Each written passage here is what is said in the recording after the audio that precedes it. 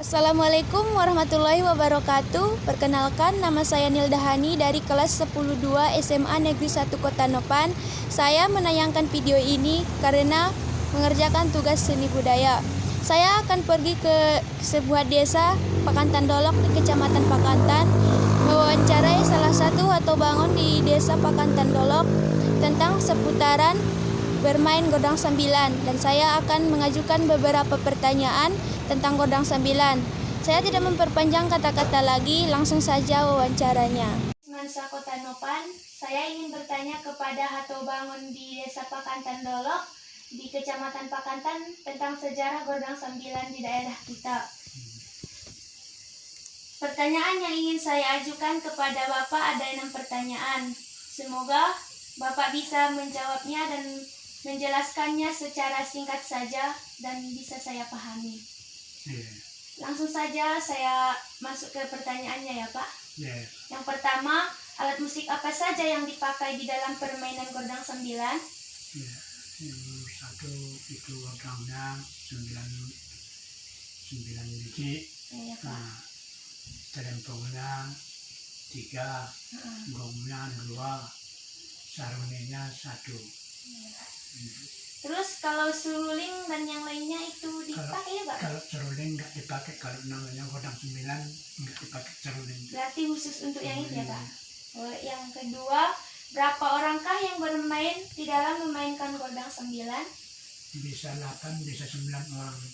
Oh iya Pak. Yang ketiga, kenapa perempuan tidak pernah diperbolehkan di dalam permainan godang sambilan ikut serta memukul alat yang ada di dalam bermain godang sambilan? Menurut sejarah itu memang tidak diperbolehkan. Ya, Pak. Alasannya kenapa ya Pak?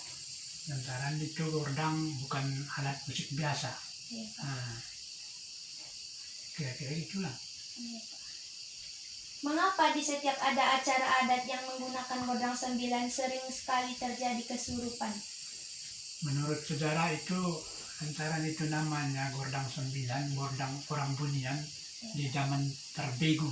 Nah, zaman terbegu dulu belum kental itu agama. Jadi masalahnya masih masih kepercayaan orang itulah, kira-kira gitulah.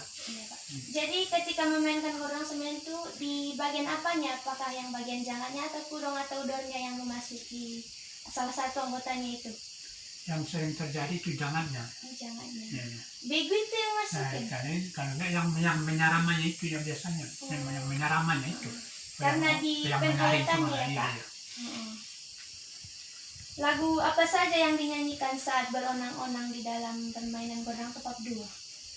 Itulah kalau di tepap dua itu kan gondang dua, gondang namanya, bukan gordang lagi gondang kan. Dua. Nah, gondang dua. Jadi secara rincinya gondang raja-raja. Iya Pak. Nah, itu nyanyinya mengangkat derajat dari kerajaan itulah. Iya Pak.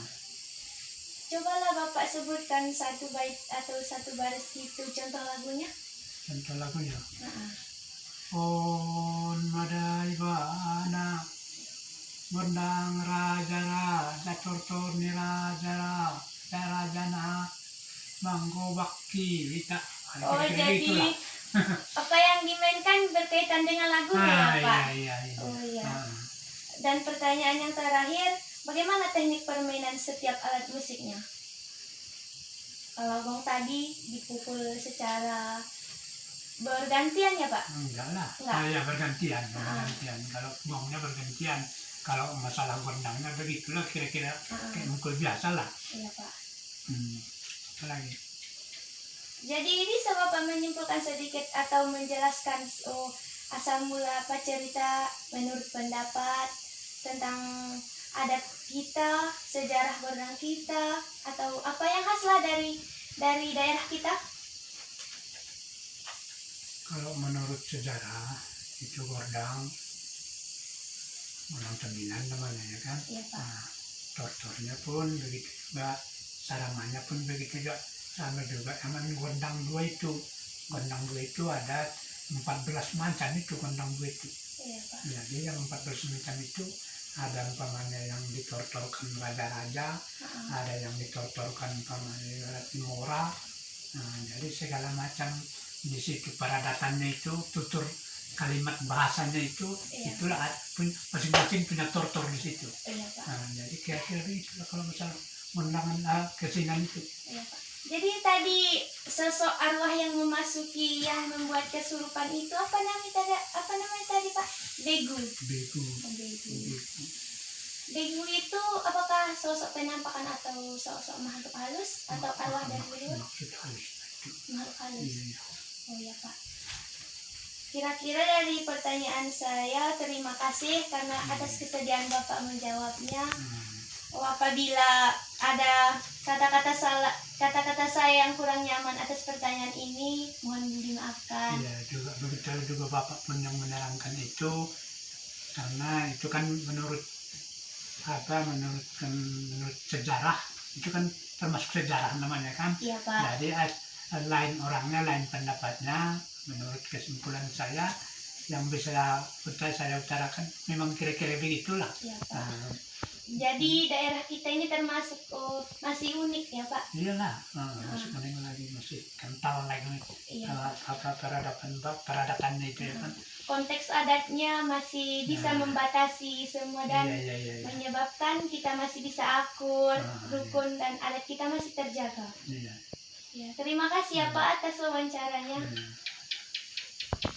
Dari wawancara saya tadi, saya hanya bisa sedikit menyimpulkan tentang Gondang Sambilan. Gondang Sambilan itu adalah alat musik tradisional di daerah kita Mandailing Natal. Dan alat musik tradisional itu sering dimainkan di saat ada upacara pernikahan. Pokoknya acara adat di daerah kita lah.